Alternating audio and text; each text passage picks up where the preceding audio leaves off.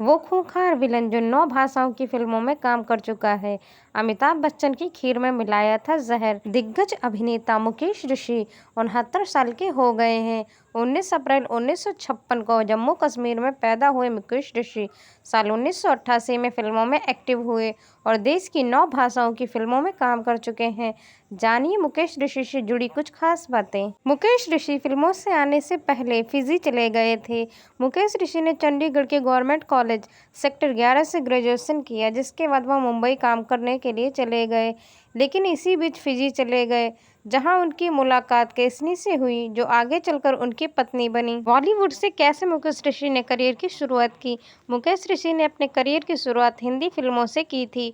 उन्होंने बॉलीवुड में परंपरा, बाजी, लोफर, घातक, विनाशक, लाल बादशाह, सरफरोश, सूर्यवंशम, कुरुक्षेत्र, दम, गर्व और मेरे हस्बैंड की बीवी जैसी फिल्मों में काम किया है। हिंदी के अलावा किन भाषाओं में फिल्में की थी मुकेश ऋषि ने। मुकेश ऋषि को हिंदी के अलावा तेलुगु में इंद्रा ओकडू, बनी और आर्या 2 और महाऋषि, तमिल में वैसुली सिंघम 2, मलयालम में गंधर्व, ब्लैक कैट, कन्नड़ में Namma, Basava, school master, James, Punjabi में वारिस शाह, इश्क द वारिस, जट, जेम्स बॉन्ड, भोजपुरी में दुल्हन चाही पाकिस्तान से, मराठी में बाल गंगाधर राव, शेर शिवाजी राव और ओडिशा में आखी पलक्कराव तू जैसी फिल्मों में काम किया है, जिससे वह काफ़ी ज़्यादा पॉपुलर और हिट भी साबित हुए हैं। बात की जाए मुकेश ऋषि के सबसे पॉपुलर किरदारों की, तो उन्हें फिल्म लोफर में बादशाह, विनाशक में अजगर, गुंडा में बुल्ला, सरफरोश में इंस्पेक्टर और सलीम और सूर्यवंशम में देशराज ठाकुर उर्फ केवड़ा ठाकुर के रोल में जाना जाता है। वहीं केवड़ा ठाकुर, जिसने ठाकुर भानु प्रताप सिंह यानी कि अमिताभ बच्चन को खीर में जहर मिलाकर दिया था, जिससे वह काफ़ी ज़्यादा नेगेटिव रोल में फेमस हो गए थे। फिल्मों के अतिरिक्त मुकेश ऋषि के बेटे का नाम राघव ऋषि है, जो एक्टर हैं। वे डिनर और द ग्रेट इंडिया स्कोप में फिल्मों में नजर आ चुके हैं। जब बॉलीवुड के नंबर 1 विलन मुकेश ऋषि ने धर्मेंद्र के पैरों में गिरकर मांगी थी माफी, 2 मिनट में निकल गई थी सारी अकड़।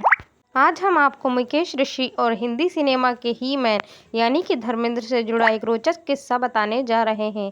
जब बॉलीवुड के इस विलन उनके पैरों में गिरकर मांगी थी माफ़ी, आइए जानते हैं इसके पीछे की वजह क्या थी। किस फिल्म के शूटिंग पे हुआ था ये किस्सा, इसके पीछे क्या थी वजह, वो सभी आपको आज हम इस वीडियो में ज़रूर बताएंगे। जानने के लिए वीडियो में अंत तक बने रहिए। धर्मेंद्र से मुकेश ने क्यों मांगी थी माफ़ी। मुकेश ऋषि ने इस मामले को लेकर रेडियो नशा को दिए एक इंटरव्यू में खोलकर बात की है और बताया क्यों उनको धर्मेंद्र के पैरों में गिरकर माफ़ी मांगनी पड़ी। अभिनेता ने बताया, मैं धर्मपाल जी के साथ उस वक्त निर्देशक कांति शाह की फिल्म लोहा की शूटिंग कर रहा था। मेरे शूट की तैयारी चल रही थी और मैं रिहर्सल करने के बाद एकदम तैयार था। तभी सेट पर हलचल हुई और धर्मेंद्र जी मेरे पास होते हुए निकले। चूंकि मैंने अपने शॉट के लिए एकदम रेडी था, मैं उस वक्त उन्हें देख नहीं पाया, या मान लीजिए कि मैंने उन्हें इग्नोर कर दिया। लेकिन जैसे ही मेरा शूट पूरा हुआ, मैंने तुरंत उनके पैरों में गिरकर माफ़ी मांग ली, क्योंकि वह मेरे फेवरेट एक्टर थे। मेरे और मेरी घर की अलमारी में उनका पोस्टर लगा रहता था। मैंने उस वक्त उनसे इसलिए मुलाकात नहीं की थी क्योंकि मैं उनसे मिलने के बाद काफ़ी नर्वस हो जाता और अपने सभी डायलॉग भूल जाता। इस तरह मुकेश ऋषि ने धर्मेंद्र से अपनी पहली मुलाकात का जिक्र किया था। बता दें कि मुकेश सलमान, सनी देओल और मिथुन चक्रवर्ती जैसे कई कलाकारों के साथ फिल्मों में खलनायक की भूमिका निभा चुके हैं। मुकेश ऋषि ऐसा होना नामुमकिन है कि यहाँ भारत में रहने वाले कोई सिनेमा प्रेमी है और इस नाम यानी मुकेश ऋषि से वाकिफ ना हो। 90 के दशक में एक से बढ़कर एक फिल्मों में अपनी एक्टिंग से लोगों के दिलों पर राज करने वाले मुकेश ऋषि भले ही इन दिनों फिल्मों में कम नजर आते हैं, लेकिन मुकेश ऋषि की फैन फॉलोइंग आज भी उतनी ही है जितनी उस दौर में हुआ करती थी, जब सोशल मीडिया का नाम भी शायद किसी ने नहीं सुना हो। 19 अप्रैल 1956 को मुकेश ऋषि का जन्म जम्मू कश्मीर के कठुआ में हुआ था। इनका परिवार स्टोन क्रशिंग यानी पत्थर तोड़ने के बिजनेस में काम करता था। बचपन में मुकेश को क्रिकेट से काफ़ी ज़्यादा दिलचस्पी थी। मुकेश ने स्कूल लेवल पर काफ़ी क्रिकेट भी खेला।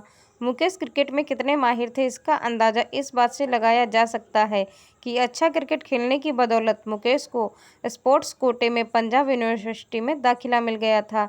यूनिवर्सिटी में टीम में उप कप्तान भी बन गए थे। इसी दौरान घरवालों का अपना कारोबार मुंबई तक फैला लिया था।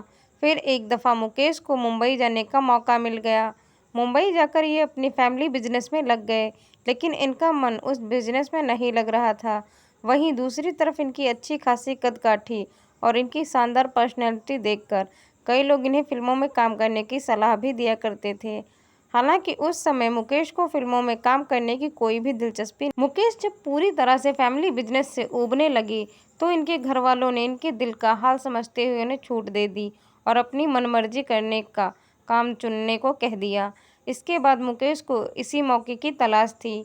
मुकेश ने पासपोर्ट बनवाया और फिजी आइलैंड पहुंच गए। वहां पहुंचकर मुकेश एक छोटी सी नौकरी करने लगे। दरअसल फिजी में मुकेश के पिता के एक दोस्त रहते थे और वहां उनका डिपार्टमेंटल स्टोर था। मुकेश उसी डिपार्टमेंटल स्टोर में नौकरी करने लगे। यहाँ पर इनका साथ देने के लिए इनकी गर्लफ्रेंड केसानी भी मौजूद थी। केसनी फिजी आइलैंड में ही रहने वाली है और कॉलेज के दिनों में ये भारत मुकेश ऋषि के साथ ही पंजाब यूनिवर्सिटी में पढ़ती थी। कॉलेज के दिनों में ही दोनों के बीच दोस्ती हुई और फिर दोस्ती प्यार में बदल गई थी। फिर फिजी आइलैंड पर ही मुकेश और केशनी ने शादी कर ली। केशनी ने इसे उस कोर्स के बारे में जानकारी दी जिससे रैंप वॉक और कैट वॉक की ट्रेनिंग दी जाती है। मुकेश ने केशनी के कहने पर वो कोर्स ज्वाइन कर लिया और नौकरी से समय निकालकर मुकेश वहां क्लास अटेंड करने लगे। इस दौरान हालात कुछ ऐसे बने कि मुकेश ने जैसे ही अपना यह कोर्स पूरा किया उन्हें काम के सिलसिले में न्यूजीलैंड जाना पड़ा। न्यूजीलैंड में काम करने के दौरान एक ही दिन ऐसे घूमते घूमते मुकेश एक मॉडलिंग एजेंसी पहुंच गए। मॉडलिंग एजेंसी वालों ने मुकेश की पर्सनैलिटी काफ़ी ज़्यादा पसंद आई। उन्होंने मुकेश को कैटवॉक कराई और जिसके बाद उन्हें सिलेक्ट कर लिया गया। अगले ही दिन मुकेश को एक मॉडलिंग असाइनमेंट भी ऑफर कर दिया गया।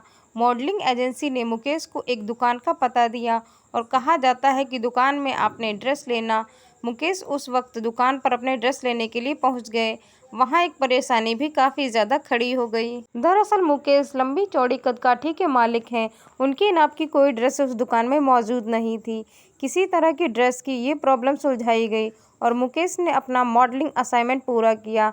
इसके बाद तो मुकेश के पास मॉडलिंग के ऑफर लगातार आते रहे और उन्हें बार बार काम मिलता रहा। न्यूजीलैंड में अपनी स्टोर मैनेजर की नौकरी के साथ साथ मॉडलिंग भी ढंग से कर रहे थे और बढ़िया पैसे कमा रहे थे। अब तक मुकेश को अंदाज़ा भी होने लगा कि ज़िंदगी उन्हें किस तरफ ले जाना चाहती है। फिर वह भारत लौट आए। मुकेश न्यूजीलैंड में मॉडलिंग जगत के नाम कमाने लगे थे, जिसके बाद लोग उनको पहचानने लगे थे। लेकिन इसी दौरान मुंबई में इनकी बहन की शादी तय हो गई। बहन की शादी में शरीक होने के लिए मुकेश न्यूजीलैंड से मुंबई आ गए। इस दौरान उन्होंने अपने बड़े भाई से अपने दिल की बात बताई। उनसे कहा कि अभिनेता बनना चाहते हैं और फिल्मों में काम करना चाहते हैं। भाई ने इनकी बात पूरी सुनी और इनसे कहा कि तुम अब बड़े हो गए हो, अपनी मर्जी के मालिक हो, समझदार भी हो, इसलिए मन में जो आए वो करो। बस इतना ध्यान रखना कि जो भी करना वो मन लगाकर करना। भाई के मुंह से ये बात सुनकर मुकेश को काफ़ी अच्छा लगा और उन्होंने वापस लौटकर न्यूजीलैंड ना जाने का फैसला किया। हालांकि मुंबई में इन्हें अपनी शुरुआत एकदम से शुरू यूँ पड़ी या कहें कि ज़ीरो से स्टार्ट करना पड़ा। मुकेश ने अकल से काम लिया और उन्होंने यूं ही डायरेक्टर प्रोड्यूसर के दरवाजे पर धक्के खाने के बजाय पहले एक्टिंग की बकीरियों को सीखना उचित समझा। मुकेश ने रोशन तनेजा के एक्टिंग स्कूल में दाखिला ले लिया। यूं शुरू हुआ मुकेश का सफ़र। रोशन तनेजा और मुकेश के बीच ये तय हुआ कि जब रोशन तनेजा को लगेगा कि मुकेश को एक्टिंग आ गई और वो फिल्मों में काम मांगने जा सकते हैं, तब ही मुकेश फिल्मों में काम मांगने के लिए लोगों के पास जाएंगे। फिर एक दिन रोशन तनेजा मुकेश को एक सीन की प्रैक्टिस करा रहे थे। उस सीन में उनके साथ आयशा जुल्का भी थीं और आगे चलकर बॉलीवुड में एक बड़ी अदाकारा बनी थीं। मुकेश उस सीन के बाद इतना डूब गए कि मुकेश की आंखों में सच में आंसू आ गए। मुकेश के आंसू देखकर रोशन तनेजा के पास आए और बोले, तुम्हें काम की तलाश करना शुरू कर देना चाहिए क्योंकि तुम जान चुके हो कि एक्टिंग कैसे करनी है। रोशन तनेजा के हौसला अफजाई करने के बाद मुकेश ऋषि ने काम अच्छा किया और काम की तलाश करना शुरू कर दिया। शुरुआत में इन्हें कुछ फिल्म्स में कुछ काम करने का ही मौका मिला, छोटे मोटे रोल ही मिले। इनका सबसे पॉपुलर एड था थम्स अप एड। इसके बाद उन्हें टीपू सुल्तान नाम के मशहूर टीवी सीरियल में काम मिला, जिसके बाद इस सीरियल में मीर सदिक नाम का एक विलन थे। टीपू सुल्तान में इनके काम को काफ़ी ज़्यादा पसंद किया गया।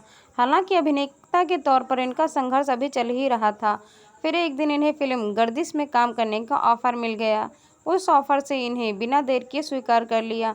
गर्दिश ही वो पहली फिल्म थी जिससे साउथ के बड़े डायरेक्टर प्रियदर्शन हिंदी सिनेमा में अपना डायरेक्टरियल डेब्यू कर रहे थे। इस फिल्म में मुकेश के किरदार का नाम बिल्ला जिलानी था। कहा जाता है कि मुकेश ने बड़े ही शानदार ढंग से इस किरदार को जिया था। पहली ही फिल्म में मुकेश छा गए। इस फिल्म में अमरीश पुरी एक शरीफ पुलिस वाले थे जिस किरदार में वह नजर आ रहे थे। दिग्गज विलन रहे अमरीश पुरी को मुकेश ऋषि के हाथों पिटता देखकर लोग काफ़ी हैरान और परेशान थे। पहली ही फिल्म में मुकेश हर सिनेमा प्रेमी के जहन में अपनी छाप छोड़ने में कामयाब रहे। गर्दिश फिल्म की शूटिंग के दौरान एक किस्सा है कि इस फिल्म के कई दिग्गज कलाकार और मुकेश ऋषि की पहली ही फिल्म थी जिसे इसमें राज बब्बर को इस फिल्म में काम कर रहे थे। उन्होंने फिल्म की शूटिंग शुरू होते ही 2-3 दिन पहले मुकेश को अपने घर बुलाया और उनसे कहा, देखो मुकेश, तुम अभी नए हो, इस फिल्म में कभी नामचीन और बड़े सितारे हो सकते हैं जिसके सामने डायरेक्टर तुम पर ध्यान बहुत ज़्यादा ना आए, लेकिन अगर तुम अपनी नुमाइश को कर सकते हो इसलिए तुम कॉस्ट्यूम पहन लो तो समझ लो तुम मुकेश नहीं बल्कि असलियत में बिल्ला जिलानी हो। राज बब्बर से मिली ये सलाह मुकेश के बेहद काम आई। शूटिंग से पहले काफ़ी ज़्यादा नर्वस रहे मुकेश को राज बब्बर की इस बात से काफ़ी सुकून मिला और फिल्म में उनका सीन राज बब्बर के साथ ही हुआ। मुकेश ने बड़ी ही खूबसूरती से इस सीन को कंप्लीट किया जिसके बाद फिल्म रिलीज होने के बाद पहली ही मुकेश ऋषि धाकड़ विलन के तौर पर बॉलीवुड में लॉन्च हो गए। मुकेश ने जब फिल्मों में काम करने का इरादा बनाया था तो उन्होंने फैसला किया था उन्हें कोई हीरो नहीं बनना। उन्होंने अपने काम को फिल्मों में विलन के तौर पर करते देखने का ख्वाब देखा था। उनके करियर की शुरुआत में उनके दोस्त ने किसी तरह उनकी मीटिंग महान फिल्म मेकर यश चोपड़ा के साथ फिक्स करा दी। मुकेश समय पर यश चोपड़ा से मिलने के लिए ऑफिस पहुंचे। वहां पहुंचकर उनकी मुलाकात यश चोपड़ा से हुई तो यश चोपड़ा ने उन्हें अच्छी तरह से मिले। उन्होंने मुकेश से पूछा मुकेश उनसे क्या चाहते हैं। मुकेश ने यश चोपड़ा को बताया कि वो एक्टर हैं और अपनी किसी भी फिल्म में काम करना चाहते हैं। मुकेश ने उन्हें यह भी बताया वो विलन बनना चाहते हैं और अगर उन्हें काम दिया जाए तो विलन के तौर पर ही दिया जाए। मुकेश की ये बात सुनकर यश चोपड़ा मुस्कुराए और बोले, बेटा तुम्हें शायद मालूम नहीं है लेकिन मेरी फिल्मों में विलेन नहीं होता। इस पर मुकेश यश चोपड़ा से बोले, कोई परेशानी नहीं है, आपके पैर छू लिए, मेरे लिए यही काफ़ी है। और ये बोलकर मुकेश यश चोपड़ा के ऑफिस से बाहर अपने घर लौट आए। मुकेश ने यूं तो फिल्मों में अधिकतर विलनों के किरदार निभाए हैं लेकिन एक फिल्म ऐसी है जिसमें उनके साथ किरदार को लोगों ने काफ़ी दफ़ा पॉजिटिव रूप में भी देखा है। उसके साथ एक किरदार बहुत ज़्यादा पसंद किया गया। ये फिल्म थी सरफरोश। सरफरोश में मुकेश इंस्पेक्टर सलीम खान बने हैं जो इंस्पेक्टर राठौर यानी आमिर खान की टीम के एक अहम हिस्सा हुआ करते हैं। सरफरोश में सलीम का किरदार निभाने के बाद उन्होंने विलन के किरदार से हटकर कुछ